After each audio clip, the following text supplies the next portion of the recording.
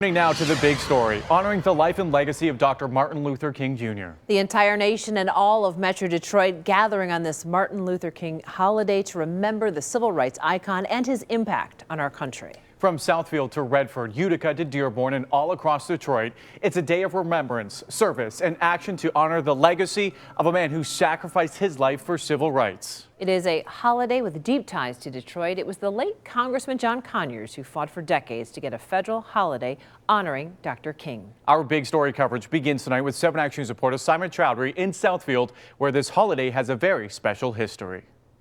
Southfield was the first city in Michigan to host a peace walk on Martin Luther King Jr. Day. And today they started the walk at the Hope United Methodist Church, and it ended about a mile away at the Southfield Pavilion. Braving the cold, ice, and snow. Some walked quietly, others chanting a message. This is the 35th annual Peace Walk in Southfield. Woo! After walking a mile to the Southfield Pavilion, thousands gathered to honor the life and legacy of Dr. Martin Luther King Jr.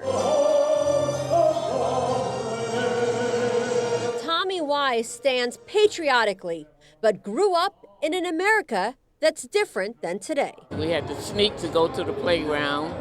We couldn't go to the library, the public library in my town. Tommy lived in the segregated South during the start of King's civil rights fight. Didn't really know him that well at the time. When she was 18 years old, her father took her to an event to meet Dr. Martin Luther King Jr. My youngest grandson said, "Really?" I said, "Yes, I really met him." When Tommy takes her family to Estelle, South Carolina, she always points out the library she wasn't allowed to go to. They said, "Well, we'll buy the library for you."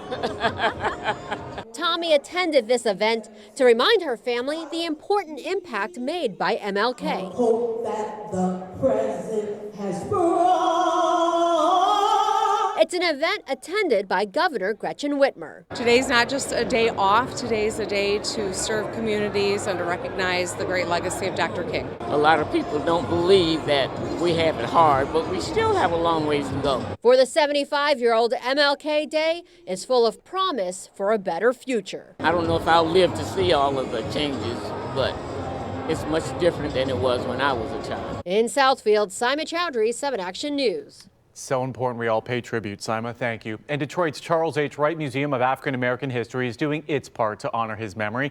Today, the museum held its 20th annual celebration of the life and legacy of the civil rights icon. It kicked off this morning with the MLK Day breakfast, followed by the keynote address by University of Michigan professor Dr. Earl Lewis. Activities continued until 5 with panel discussions, children's workshops, arts and crafts, musical performances, film screenings, and so much more. The museum says today is their busiest day of the year. Students in Dearborn spent the day giving back to others in their community. About 100 students took part in the school district's 2nd annual MLK Day of Service. Now, they spent hours performing acts of kindness and writing cards to the seniors in their community. All this as a way of saying thanks for their efforts in the fight for equality.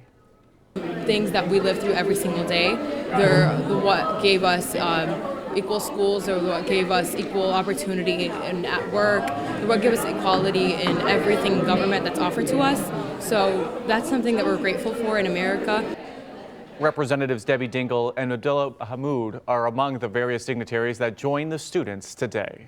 We have more on the celebrations honoring Dr. Martin Luther King Jr. ahead at 6. We also have coverage on our website, plus a look at the civil rights icon's Detroit Freedom March in 1963. That's on WXYZ.com.